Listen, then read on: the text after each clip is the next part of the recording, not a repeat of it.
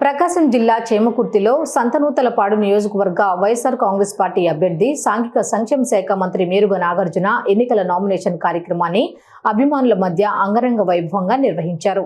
ముందుగా ఈ కార్యక్రమాన్ని బీవీఎస్ఆర్ ఇంజనీరింగ్ కాలేజీ వద్ద నుండి ర్యాలీగా రోడ్ షో నిర్వహిస్తూ విచిత్ర వేషధారణ మధ్య ఊరేగింపుగా చేమకుర్తి ప్రధాన రహదారుల గుండా తహసీల్దార్ కార్యాలయం చేరుకుని ఆర్ఓ రేన్నాంగి గోపాలకృష్ణకి నామినేషన్ పత్రాలు సమర్పించారు.